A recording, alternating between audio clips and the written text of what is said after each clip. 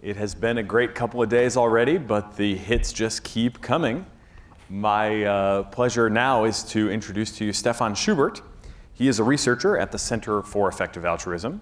He has a multidisciplinary background with a PhD in philosophy and an MA in political science. And he works mainly on crucial considerations for effective altruism strategy and prioritization. Prior to joining CEA, he did a postdoc at the London School of Economics, where he combined his research with outreach work in the field of political rationality. He also set up the Swedish Network for Evidence-Based Policy and has developed tools alongside clearerthinking.org, including argument checking of opinion pieces and political debates. He's here today to speak about moral cooperation. Please join me in welcoming Stefan Schubert. Thank you. Right, thank you very much. I'm going to talk about moral cooperation. That is cooperation between people with different moral views. So the structure of this talk is as follows. First, I'll talk about what moral cooperation is, contrasting it with ordinary cooperation. Then I will talk about some important types of moral cooperation. And lastly, I will talk about how to engage in moral cooperation. And here I will argue that effective altruists already engage in moral cooperation, but that we should do that even more and more self-consciously, and that we also should spread norms of moral cooperation to the outside world. And I will also discuss which kinds of moral cooperation are most promising. So first, let us look at what moral cooperation is, and in order to understand that, let us first look at ordinary cooperation. So people have self-regarding preferences. So these are preferences which concern their own material well-being, so preferences for certain houses and certain meals and clothes and so on. And they often clash. So many people may want to fish in the same lake, for instance, but if they all do that, then that leads to overfishing. So this is a so-called tragedy of the commons. And besides leading to sort of less fish for everyone, it can also lead to direct conflict. So some people might try to prevent others from fishing, and that can lead to conflict. But the way to resolve this is then through cooperation.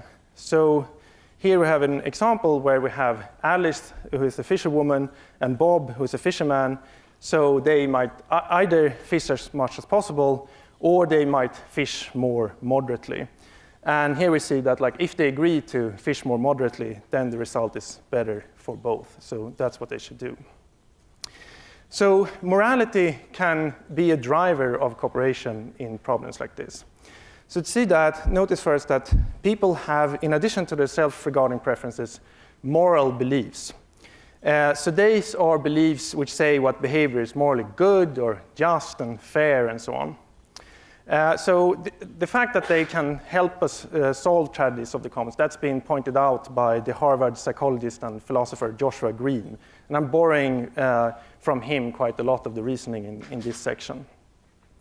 So the idea here is that certain distributions of fish quotas, they're seen as fair. So one fair distribution could be like the same amount of fish to everyone, or to each according to their needs. So because people have these moral views, they're more likely to enter into agreements which accord with those moral views. So that's great. Unfortunately, that's not the end of the story, because as Green points out, different moral views often disagree. So in this case, for instance, like the principle of to each according to their needs is not the same as the principle the same to everyone, because some people might be have greater needs than others. So different moral systems then have different views of how resources should be distributed. And different moral views might also differ on what is sacred and what's a heresy. So over the years, Protestants and Catholics, they've disagreed quite a bit on this, especially during the 16th and 17th century. And this can often lead to vicious conflicts. So in the 16th and 17th century, we had wars of religion in Europe between Catholics and Protestants, which were very vicious indeed. And we also had the Cold War during the 20th century between capitalist and communist states. So people can often be quite unwilling to compromise over their moral views. And this is in contrast over sort of fish quotas, for instance. We might be willing to compromise over fish quotas, but we're less likely to want to compromise over our deepest held moral convictions. But that's actually something that we often should do, nevertheless. We should engage in moral cooperation. So here, again, we have a prisoner's dilemma where Alice and Bob, they can either choose to pursue their moral views violently or peacefully, and we see that they're better off if they pursue their moral views peacefully. So they should agree to do that. So to sum up this section, we had ordinary cooperation, which resolves clashes between self-regarding preferences. We had moral cooperation, which resolves clashes between moral views. I should also point out that moral cooperation is just like a special kind of cooperation, so it's nothing over and above that. And this has been discussed to some extent in the effective altruist circles by Toby Ord and Brian Tomasic, not the least. And I will here give a systematic analysis. So moving on to the next section. So here we will discuss some important types of moral cooperation. I will not give sort of a comprehensive or fully fledged taxonomy, but I will just suggest some important distinctions. So first we have a couple of different ways in which we can engage in moral cooperation. So we have cooperation within the EA community, we have cooperation with people outside the EA community, and we can also spread cooperative behavior among non-EAs. So I will discuss all of these. Some of my comments will primarily pertain to one or two of these categories, but in general I will discuss all of them. So the most well-known kind of moral cooperation is moral trade. So here's an example of moral trade. Suppose that Alice believes that vegetarianism is very morally important. Bob believes that more money should go to the global poor. Then they can enter into a trade agreement whereby Alice promises to donate 10% of her income to global poverty charities, whereas Bob in return becomes a vegetarian for a year. So in this way, they satisfy their moral preferences better than they otherwise could have done, thanks to moral trade. And this is perfectly analogous to ordinary trade, whereby people satisfy their self-regarding preferences better than they otherwise could have done through trade. So another example is trade over EA funds donations. So here we tweak the example a bit. So suppose that Alice's expected value of donations to different funds are as follows. Donations to the Animal Welfare Fund generates 10 units of moral value, the Global Health and Development Fund 1, and the EA Community Fund 8, perhaps because it indirectly helps animal, perhaps after some time in the future. And Bob's expected value of donations, they are structurally similar, but a bit different. So in his case, the Animal Welfare Fund generates 1 unit of moral value, the Global Health and Development Fund 10, and the EA Community Fund 8. So then we get the following structure where if Alice and Bob both choose to donate to their top funds, then they get each 11 units of moral value, whereas if they rather agree to donate to the EA Community Fund, then they obtain 16 units of moral value. So arguably, they should agree to do that. Of course, these numbers are just made up. I'm not saying that this mirrors reality, but it's a suggestive example. And I do think that in general, moral trade helps broad interventions, which help multiple causes, such as EA community building, perhaps rationality. And the reason is that as in this case, they may be second best across a range of causes. Toby, he defines moral trade as similar to ordinary trade, but it concerns moral preferences. He does this in an article in the philosophy journal Ethics from 2015, which is very good. I very much recommend you to read it. And so then there are some salient features of ordinary trade. It takes place between individuals and companies on the market. It often also concerns a vast array of preferences. So people have huge numbers of self-regarding preferences regarding food, housing, vacation, and so on. So then we might ask, does moral trade share those features? And should we, if so, set up moral markets analogous to ordinary markets? Should we perhaps even develop moral financial instruments analogous to the financial instruments that you have on the ordinary market? So I will return to these questions when I discuss pros and cons of different forms of moral cooperation. So moral trade seems often to be equated with moral cooperation within EA circles. So one of the main points of this talk is that this is not correct. There are other forms of moral cooperation, and we should not forget about those. For instance, you can behave cooperatively unilaterally in the hope that others will follow. So here it's not that you enter into an agreement, but you just start cooperating, and then you hope that others will follow. So here we have an example of that. In phase 1, Alice cooperates, hoping that Bob will reciprocate in phase 2, and if so, Alice will reciprocate in phase 3, and she will, in effect, have initiated a cooperative norm through her unilateral cooperation. Of course, that might not happen. Bob might not reciprocate, and then Alice will not do so either. So this might fail, but if it succeeds, then that's great. Another distinction which we have sort of touched upon but not made explicit is that between increased benefits and reduced harms. So we can cooperate both through benefiting each other's moral views. That's what we saw in this example involving donations to the EA funds. But we can also cooperate through refraining from harming each other. Because if you think a moral view is vicious, then you might resort to violence and lies and cheating in election and so on.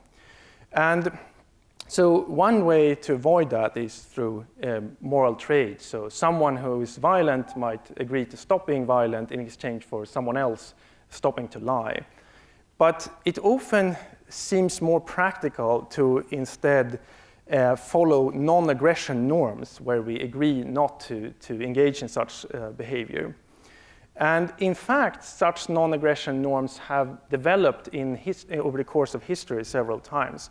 So one such non-aggression moral cooperation norm is religious tolerance. So we saw earlier that Catholics and Protestants, they persecuted each other during the 16th and 17th century.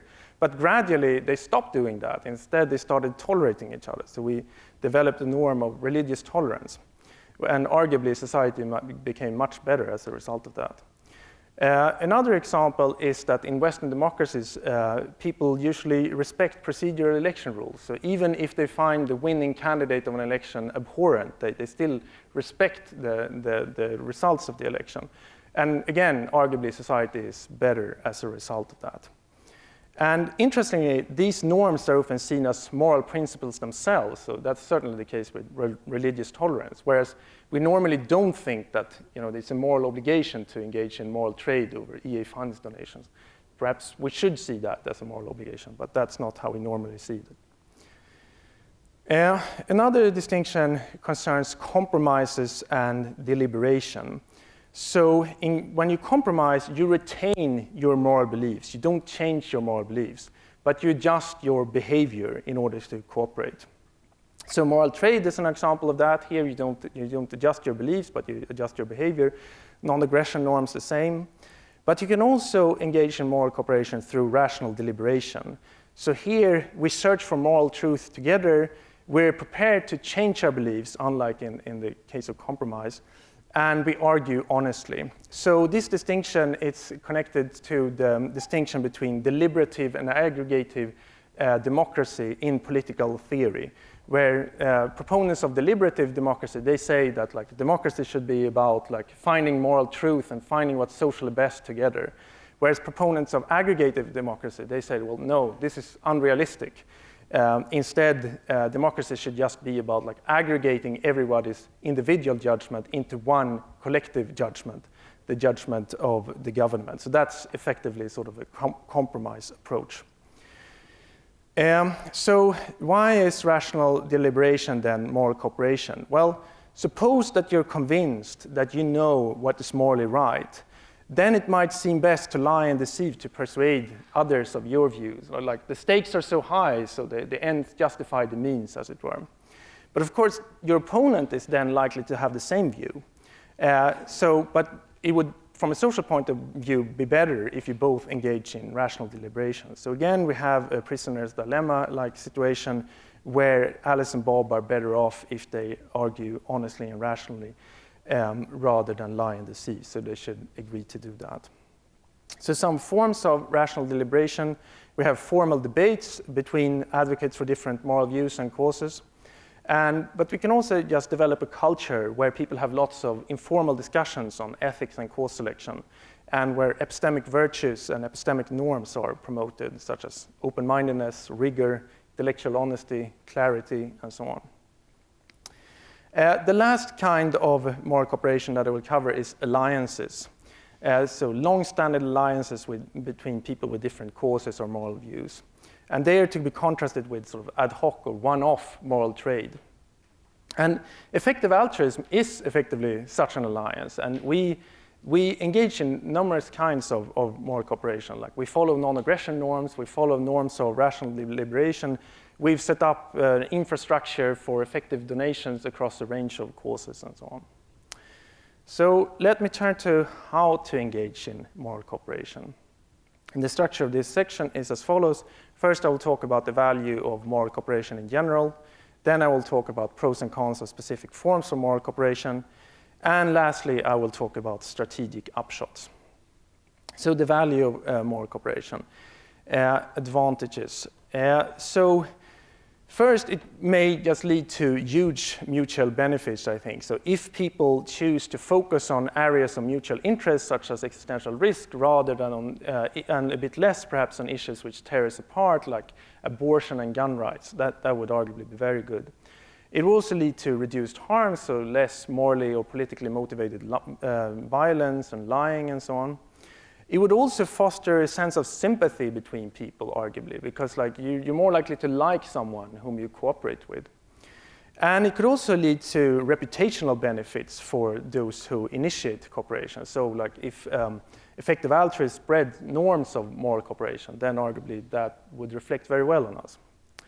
So another reason for moral cooperation, which is sometimes given, is moral uncertainty. So to explain that, let me first explain what moral uncertainty is. So many philosophers, they've argued that we should not be certain of any ethical theory. So even if you're a utilitarian, you should assign some credence to Kantianism and some credence to other plausible ethical theories. So some credence to multiple ethical theories then. And this means also that we should benefit these different ethical theories to some extent, benefit utilitarianism to some extent, benefit Kantianism to some extent. But compare this now to moral cooperation. Suppose that Alice is a utilitarian, Bob is a Kantian. Then when they cooperate, Alice should benefit Kantianism to some extent.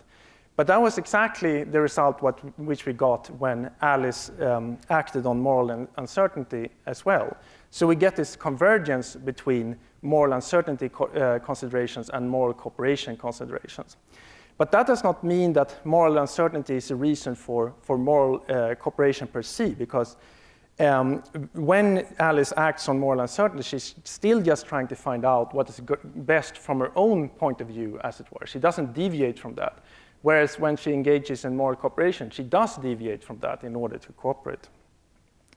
And the situation is much the same when it comes to the relationship between moral cooperation and moral deference. So let me briefly explain what moral deference is. So many philosophers have argued that we should defer to our epistemic peers. So our epistemic peers, they are people who are like roughly as well informed and as smart as ourselves. So if they believe in some view, for instance, some moral view, then we should take that as evidence of that view being true, some evidence. We should update in that direction. And these philosophers, myself included, they also tend to think that like people don't do this appropriately. They're overconfident of their own reasoning processes and underestimate other people's reasoning processes. The accuracy of other people's reasoning processes. So suppose that Alice and Bob are roughly as smart and as well informed, then Alice should defer to Bob, and she therefore should put some credence into Kantianism, and she should therefore benefit Kantianism to some extent. But again, that was the result what we got from moral cooperation as well. So there's convergence between moral deference and moral cooperation in the same way as there was convergence between moral uncertainty and moral cooperation. But again, that doesn't mean that moral deference is the reason for moral cooperation per se, because when you engage in moral deference, you're still just trying to find out what is best from your own point of view, as it were. You don't deviate from that, which you are when you engage in moral cooperation. So to sum up this sort of little mini section on moral uncertainty and moral deference, they are not reasons for moral cooperation per se, but they often lead to similar behaviors. For instance, they might lead to prioritizing broad causes more than you otherwise would have. So let's move to obstacles to moral cooperation. So one we already looked at is lack of pragmatism. People don't want to compromise over their moral views. They're very emotional about moral issues. Another is that some forms of cooperation are unintuitive. So people only recently formed the EA movement, and they only recently invented moral trade. And this seems to suggest that these ideas were not that easy to come up with.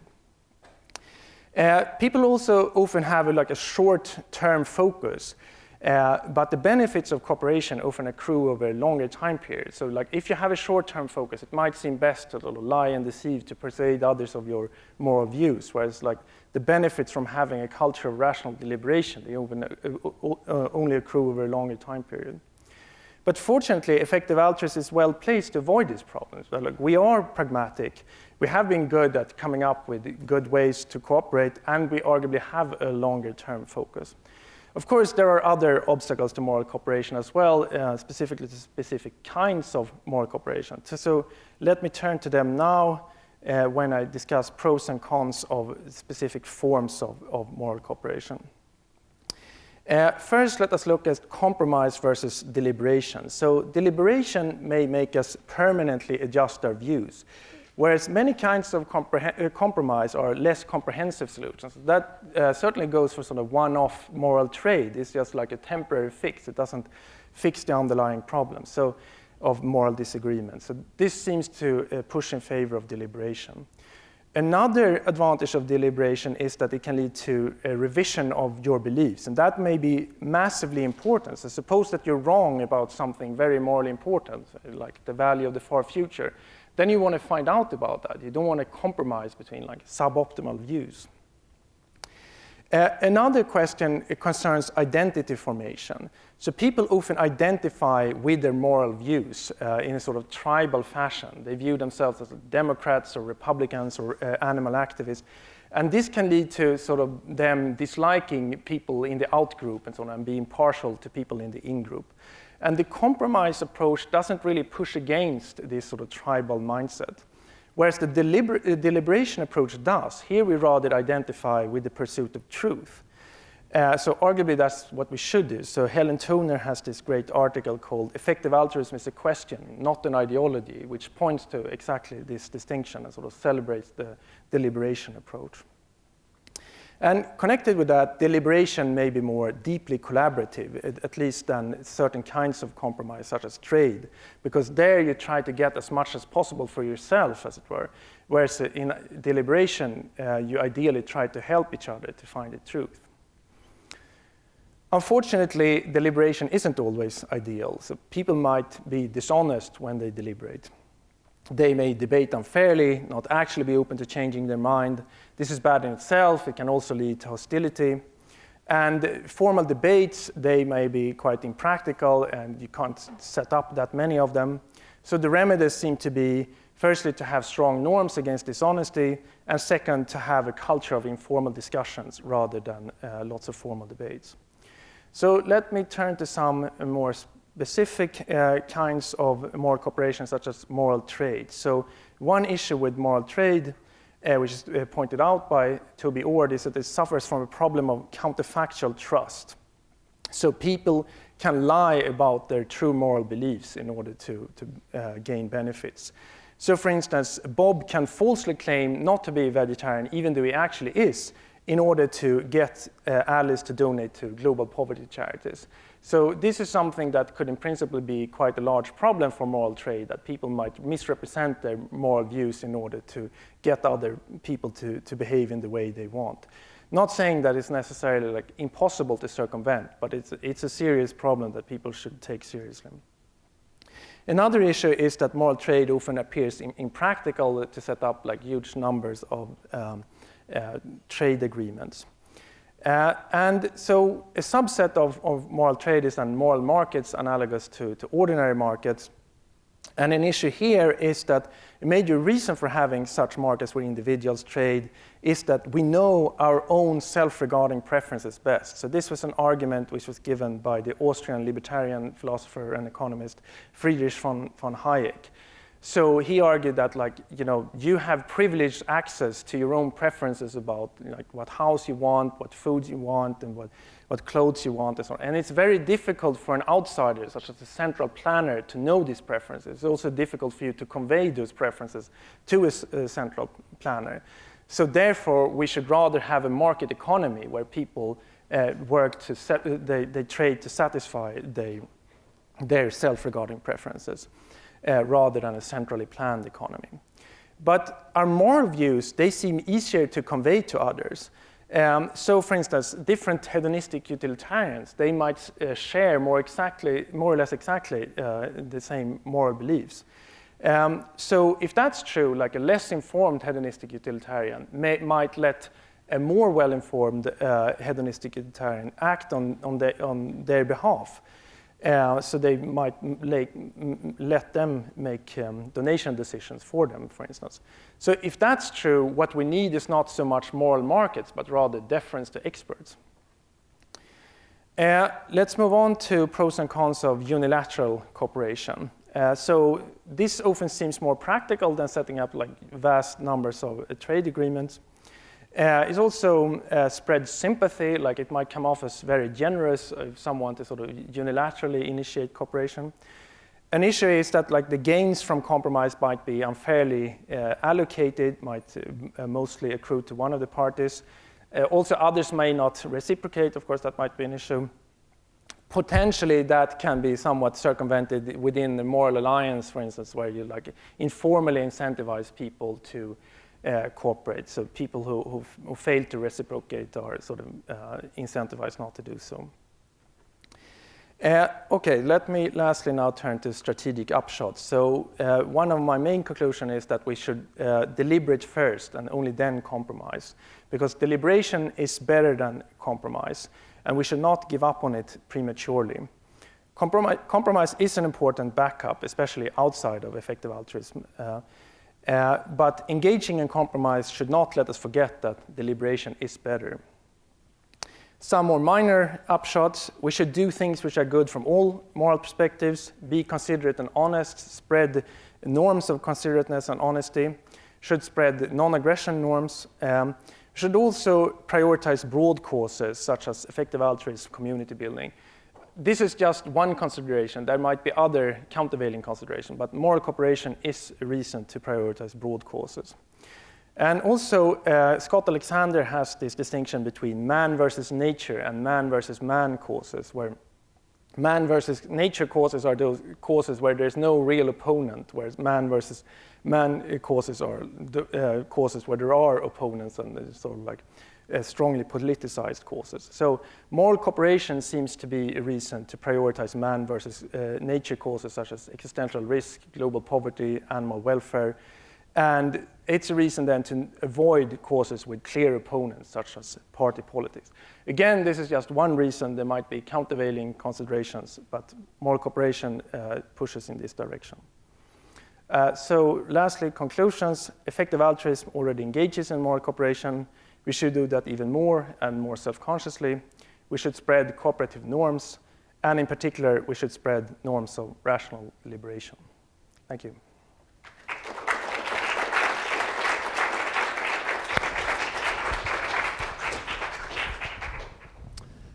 All right, so we will take questions at boston.eaglobal.org/polls, as always. Thank you for the talk. We've got 7 or so minutes. First question that came in is, could you elaborate on the benefits of rational deliberation? The questioner is sort of worried about instances in which honesty about one's own principles and reasons and beliefs might actually alienate the other, your counterparty, as opposed to, creating sympathy or benefiting from that norm. You might actually push people away. Right, so that might occur when your sort of moral views are very weird, for instance, or like very surprising, and then like you might not actually benefit from stating your true views. I mean, I think this is also one of these cases where we have sort of like a short-term versus long-term trade-off. So like in the short term, it might seem better to sort of like not be very upfront about what you actually believe. But I think it would be wrong for the effective altruist community to engage in that kind of behavior. I think it's important to always try to push people in like the direction in which we honestly believe in, and that might take years, but I think that in the end it will be worth it. So the next question, kind of building on that, how do you feel that we can spread norms of communication and rational deliberation? Right. Yeah. I mean, I think that I'm fairly optimistic about the effective altruist movement. We're growing quite a bit, and we're getting good press and so on. So, and I do think that, like, you know, if we in 5 or 10 years are significantly larger, and like many people read about effective altruism, then the fact that like we sort of engage in this sort of like honest and rational reasoning with each other, that is something that people will look at and be inspired by. And I think I see these sort of trends in society where sort of people are somewhat tired with sort of politicians who are like, well, first of all, they're often not honest. So they're sort of like lying outright. But there's also another problem which I think is a bit less talked about. That is sort of like a lack of authenticity. Sort of like it's not so much that they're sort of like outright lying, but they're sort of all the time like fudging their beliefs and on their views so as to come off as sort of like, you know, in a way so that they can win elections and so. So I think that there is a bit of a hunger for this approach, and like if we set an example, it could spread. But yeah, I at the same time I understand this worry. Absolutely. Another question from the audience: do you think that we, you know, in some limit of time and deliberation, all converge on a moral theory and set of priorities, or do you think there is something that's sort of fundamental to us as individuals that maybe make that impossible? Yeah. That's a good question. It's like very difficult to say. I mean, I think historically we've actually had some amount of convergence, like in many Western countries on democracy, and like, you know, market economies have arguably like beaten centrally planned economies, and so. Yeah, I think there could be some convergence, but like some kind of total convergence, that's probably like very far off. Definitely. How about getting a little bit more kind of practical and talking about either in your own life, or if you want to, you know, try to make some recommendations for me or for us in general, opportunities that you've seen and taken to engage in. I'm sure there's a lot of chances to engage in deliberation, but what about actual cooperation? Do you find yourself putting this into practice? Yeah, I mean, in the introduction here, you talked about this network for evidence-based policy, which I started in Sweden, and I saw that as like, to some extent, as some sort of like this cooperative enterprise, and we pulled in people from the left and from the right and so on. And the idea there was that sort of like, you know, everyone is always just pushing for their own views, and like no one is really thinking so much about like effectiveness and evidence and so on. So there should be someone who really pushes for that. And yeah, I think people did like that. I mean, the issue there is that like, well, one problem that we had, like admittedly, was that like people liked it, like when we published things and so on. But then there were some like, you know, the very politicized issue of the day. Like if something happened regarding that, then that sort of like swamped any concerns of ours totally. So like, you know, if there's something happens regarding like, you know, in the US you would have like gun rights and abortion and things like that. That like people are more interested in that than in sort of like, you know, principles of rational debate. So that is a problem for that approach. Do you find is there any way to, if you get these highly sort of principled people whose principles you don't share. Right. Are there practical tactics or strategies that you could recommend to try to make moral compromises with such people? Yeah, I mean, to some extent, I think, like, there are certain people who might just be today sort of like too far away, and it might not be very practical to try to engage in moral cooperation with them. So I mean, I think that this like effective altruist approach of sort of like having an alliance of people who are basically reasonable, and then sort of like gradually expand that and sort of also influence like outsiders, even if they don't join the effective altruist community, they sort of like start sharing some of our norms, such as like, you know, that she should be like effectiveness and evidence and reason and so on. That seems to me to be a promising approach. So let's continue building the EA community. Are you going to be at office hours? Yeah, I am. What, do you know your time? I should have checked. 5 o'clock? I think it's 5 o'clock. All right, well, I'll check in just a second. We're out of time for now. Stefan Schubert, thank you so much. Thank you.